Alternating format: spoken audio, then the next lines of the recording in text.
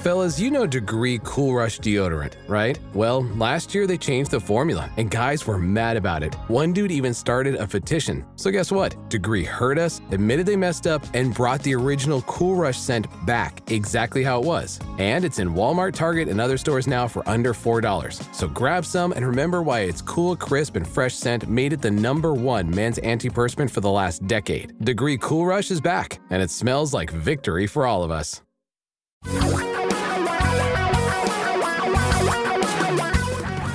Reality radio for a really great future. We're talking real money. Well, it's about time to end this short holiday week. And wow, looking back through my email, I see that the questions just keep piling up. So it's time to devote yet another episode to getting your questions answered. Questions that are either called in to 855-935-TALK, 855-935-8255, are typed in at talkingrealmoney.com, or, as many of you have done in the past couple of weeks, actually spoken your questions by clicking the microphone button on the contact page at talkingrealmoney.com, and then those come to me like this one. Tom and Don, enjoy the show, the talk, and the entertainment. Appreciate very much you doing what you do. My wife and I have a follow-up question for you. We both have pensions, will have Social Security, and do not foresee us ever actually needing any of our traditional IRAs or Roth IRAs. Therefore, the sum total of these will be left to our 3 children. This is a follow-up question to one you answered recently on your show regarding Roth conversions and paying the tax for doing the conversion.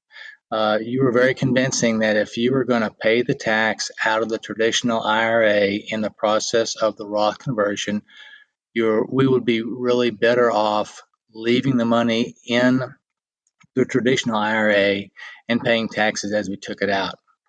Because these instruments will be left to our children, at least that's our intent, and we would like to spare them having to pay the taxes in the 10-year payout of the traditional IRAs and enjoy the 10-year period of tax-free growth in any converted Roth or Roth IRAs. We would like to ask, with that caveat, is your answer still the same, that we would be better off paying the taxes for the Roth conversions out of money we have today rather than taking it out of the traditional IRAs to pay the taxes for the future use of the inheritance of our children? Thank you very much and have a great day. Well, answering this kind of a question is really difficult because of the unknown nature of the future. We don't know. But generally speaking, and that's the only way we can speak, generally speaking, you are better off letting that 20 to 30% that you would have to give to the government continue to accrue tax deferred inside the tax deferred regular IRA because of all the uncertainty. There's just too much uncertainty as to whether or when it will be inherited.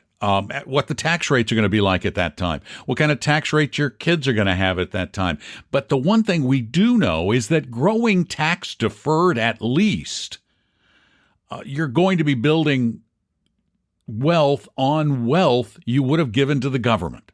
So that's the only thing we can know. Therefore, that's the direction I'm always going to lean in as a rule of thumb. So, yeah, I would just let the stuff ride. And if at some point you can afford to pay the taxes on some of that out of other monies, great. But otherwise, I think I'd leave it. I'd just let it ride. And remember, it's free money for your kids. So it's not going to make that big a difference either way, I don't believe.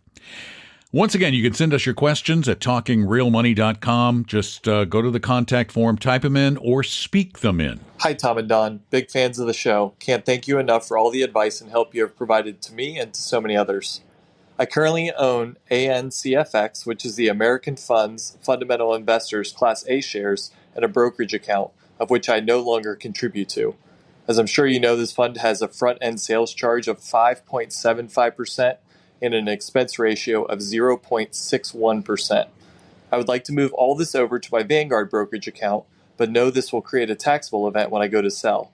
Is there any way to mitigate this, or do I simply bite the tax bill and get the money invested with Vanguard's low-cost index funds as soon as possible? Thank you for the help. I'm a big advocate of making the change. You just don't have to do it all at once. You don't have to do it all now. The reason I say this is because I want you to do some tax planning, some pre-sale tax planning. I want you to look at your tax bracket and see what your capital gain rate is based on your current tax bracket and how much in capital gains you can enjoy before you kick that up to another higher bracket.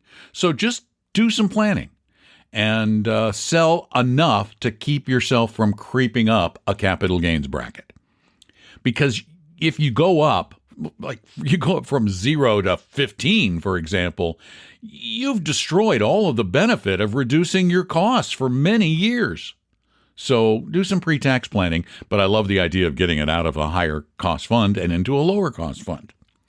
Again, send your questions in at talkingrealmoney.com or call them in 24 hours a day to 855-935-TALK. You can also, by the way, call us live on our Saturday show that we do in Seattle at 855-935-TALK by calling between 3 p.m. and 5 p.m. on Saturdays. That's Eastern Time, noon to 2 Pacific Time. Here's another question. Hello, gentlemen.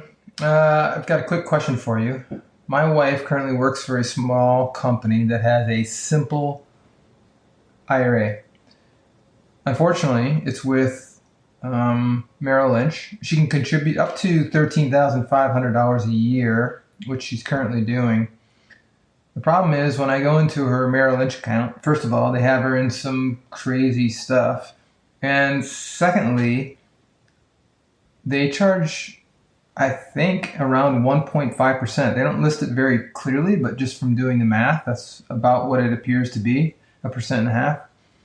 So I started doing some digging around the IRS website, and it appears to me that she can transfer her money out of her simple IRA to a traditional IRA once every 12 months, as long as she has the account open for 2 years, even while she's still working for that same employer.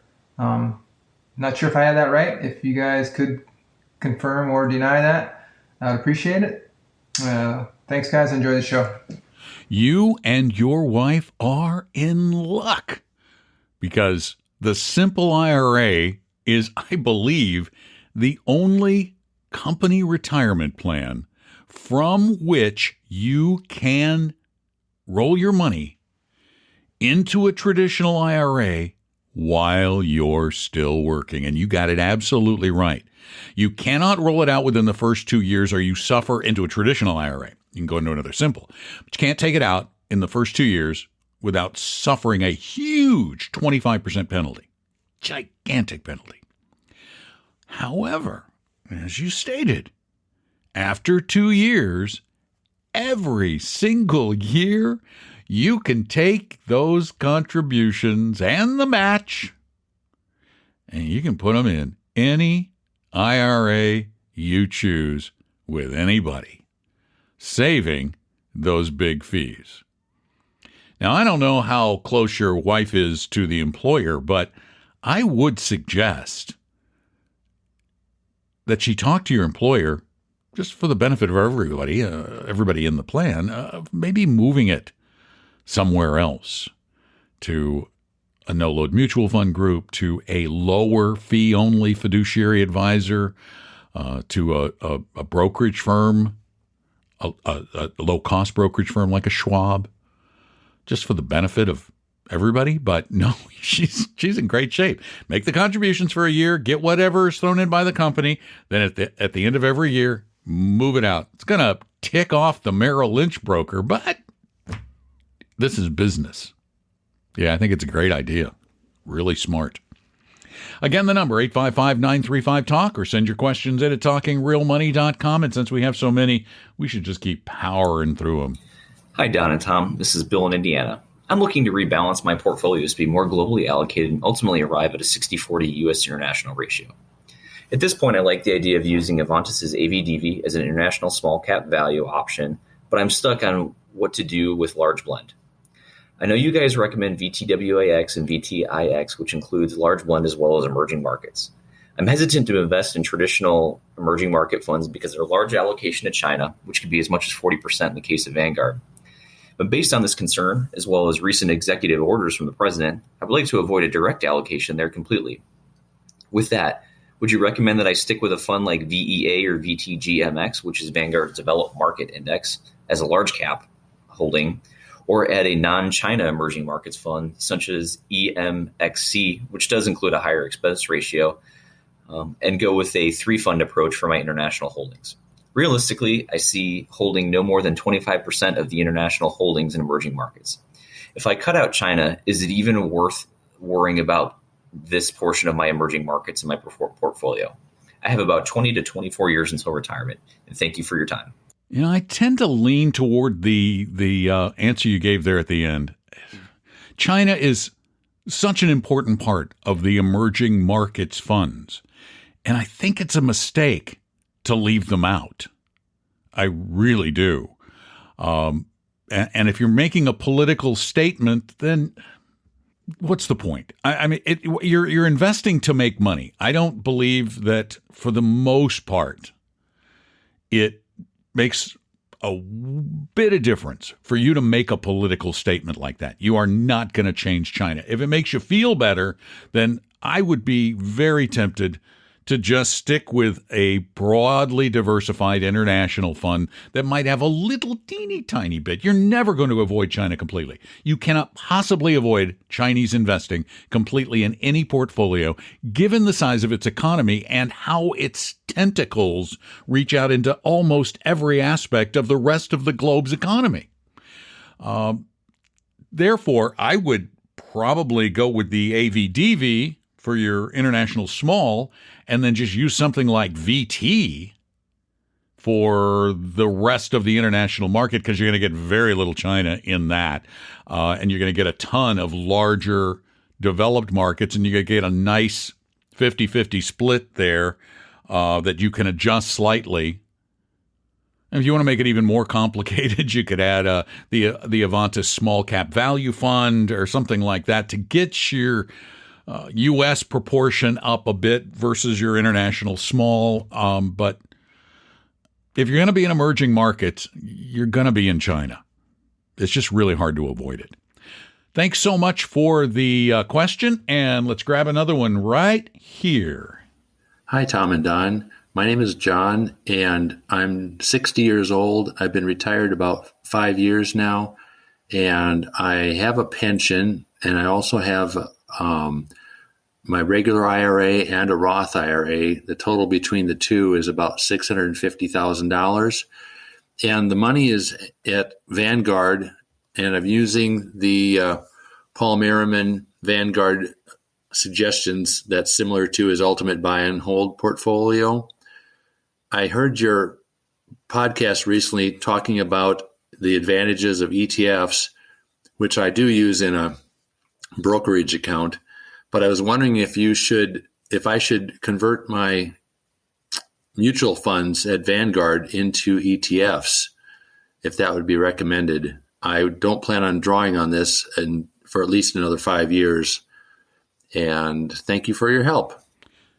I don't think I'd bother. If this was in a taxable account, I might look at substituting ETFs for the mutual funds, but if you're in the funds that Paul suggests, you're in funds with very, very, very low fees anyway, and you already have built-in tax advantages for which you don't really need the tax advantages of an ETF.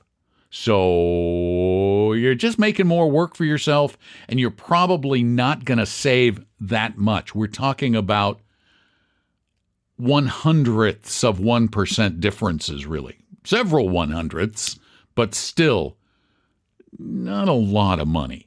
And I know Paul says every little bit helps, but I just don't. It reaches a point where you're scrambling after pennies, and I just don't know that it's worth the bother. I wouldn't mess with it. I think you've got a fine portfolio as it is, and I'd just leave it the heck alone. If it was a taxable account, if you're investing in a taxable account, then use ETFs, because then you get a slightly lower fee and you get automatic deferral of capital gains because there are no realized capital gains in the funds. And I think we probably should end it there. That's long enough for this Friday edition of Talking Real Money. And I thank you so much for being a part of it. If you get a chance, tell a friend or two. And if you'd like to call and talk with us live, we'll be doing a live show on Saturday in Seattle at 855-935-TALK. That becomes next week's couple of podcasts for next week. So join us then. 855-935-8255 is the number to call 24 hours a day, or to call live from 3 p.m. to 5 p.m. Eastern Time on Saturdays. I'm Don McDonald, hanging out, talking real money. Talking Real Money. We hope you realize that the information provided on Talking Real Money is for educational and hopefully enjoyable purposes only. Providing personalized financial planning or investing advice takes time, so please consult with a really good fee-only fiduciary investment, tax, or legal advisor. We know a good one. Investing must always involve risk. In other words, you can and probably will lose money at times. Also, as much as you want it, no one can accurately and consistently predict the future. So past performance doesn't tell you a darn thing about what the future will bring. Unlike many other programs that say something similar, Talking Real Money is not trying to get you to buy or sell any financial products or securities. Instead, the program is provided as a public service by Vestry, a fee-only registered investment advisor. Thanks for listening, and please visit TalkingRealMoney.com for more information and disclosures. That should keep the lawyers happy.